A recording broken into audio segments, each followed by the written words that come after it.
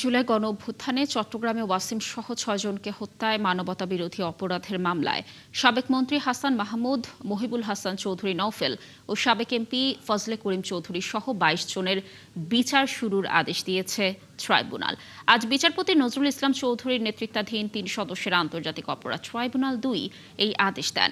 এই মামলায় ফজলে করিম সহ ৫ আসামি কারাগারে, বাকিরা সবাই পলাতক। আগামী ৬ আগস্ট শুরু হবে সাক্ষ্য গ্রহণ। গতকাল আনুষ্ঠানিক অভিযোগ গঠনের ওপর শুনানি শেষ করে আসামিপক্ষ। টানা ৩ কার্যদিবসে অব্যাহতি চেয়ে শুনানি করেন তারা। এর আগে ৫ এপ্রিল আনুষ্ঠানিক অভিযোগ দাখিল করে প্রসিকিউশন। ৭ এপ্রিল ৩টি অভিযোগে ২২ জনের বিরুদ্ধে আনুষ্ঠানিক অভিযোগ আমলে নেয় ট্রাইব্যুনাল ২। আর ২২ জুন আসামিদের বিরুদ্ধে আনুষ্ঠানিক অভিযোগ গঠনের আবেদন করে প্রসিকিউশন।